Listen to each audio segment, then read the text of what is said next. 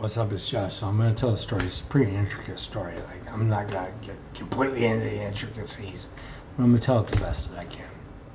So I get arrested on federal charges in 2014 on October 22nd, the feast day of St. Paul John II. I didn't know that at the time, but now that I do know that.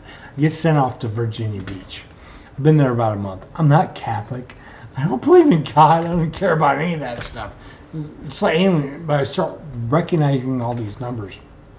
About a month in, like, I have this dream, and I'm rolling down this hill, and I'm drunk, and I'm standing in front of this building, and I walk into this building, and there's 3 paths.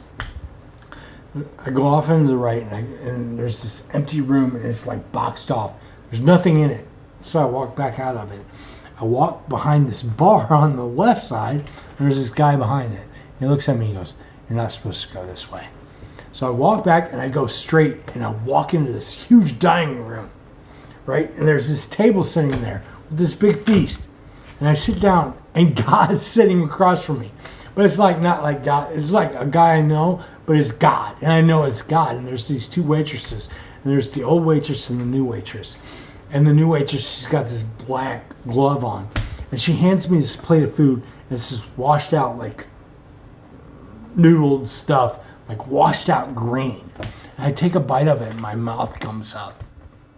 Right? God looking at me. God's looking at me. He's laughing. And then the old waitress comes and she brings this plate of food and puts it in front of God. And it's like this vibrant green. And he picks it up and he looks at me and he laughs. He's like, ah. And I wake up and I know I've seen God, right? I'm completely changed. My outlook on life is completely changed. So I'm like, oh my God, what am I supposed to do? I just saw God. 2 nights later, I have another dream. And I'm at this compound, and there's like this big, there's a city on the left. And then I'm standing in front of this big, huge mansion. And I walk into the mansion, and I walk up to the top of the mansion. Right? And my grandmother's there, who was very religious. She has this book. I'm in the attic. She turns around and she hands me this book. And I wake up and I'm like, oh my God, I'm supposed to find this book. How am I supposed to find this book? I'm in jail. I'm incarcerated. I can't find this book. 2 more nights later, I have another dream. And there's this map of the United States of America, and there's this hippopotamus. And there's Colorado, and he just starts eating away all these states. Colorado, Illinois, Texas, wherever. I'm like, oh my God, I'm supposed to find somebody. So some time goes by, and I'm sitting there in jail, and I call my mom because, like, how am I supposed to find this book? I'm like looking around jail. How am I supposed to find a book? I can't find a book. Like, I'm in jail. You can't find any books. I can't find any books. I can't talk to anybody. So I'm calling up my mom on the phone. I said, Mom, I need all the bishops from 1994 to the present day, which was 2014, from these states. I said St. Louis, Phoenix, LA, Los Angeles, Colorado, Philadelphia, New York. Give them, it was a long list. She goes, you know how big of a list that is? I'm like, yeah, I know, but I need to see it. So she sends me this list, and I get this list in jail, and I look at it, and I immediately see Cardinal Macaulay's name and Bishop Burke. And I'm like, Cardinal Burke? I'm like, those are the people I want. I said to my mom, Cardinal Regali, that's the person I need to talk to. She said, that's not the person you need to talk to. He's out of favor, and he's retired. I'm like, no, that's the person I'm supposed to talk to. Get me his address. So I start writing him. I'm telling him about all these things and these numbers and these dreams I'm having. Of course, he's looking at me like I'm crazy because I don't even know what it means. So eventually, I get convicted and I get transferred. But the whole time that I'm transferred, because when you get transferred in the federal system, you get sent from this place to this place. So I'm looking for this book that I'm supposed to find. Right? I'm supposed to find this book because it was in the dream, and God told me I'm supposed to find this book. And finally, I get to Pekin Federal, whatever, that I'm at, right? And it's like July 23rd or whatever. So I get there, I'm like, oh my God, God's talking to me. I'm like, I don't know how to do this, and I don't know anything about this. So about 2 days into being there, I walk into the chapel, right? And I look, and I see this book, this red book. And it piques my curiosity. I'm like, oh my God. So I go, and I'm like, that's a book I should have. So I go, and I pick up this book, right? It's the Catholic. And I look in the back of it, and on the subcommittee of translation of scripture, Cardinal Regali's on there. I'm like, oh my God. I didn't even know who Cardinal Regali was at the time. I know who he is now. I'm like, oh my God, this is the person. Like, this is supposed to be the book I'm supposed to have.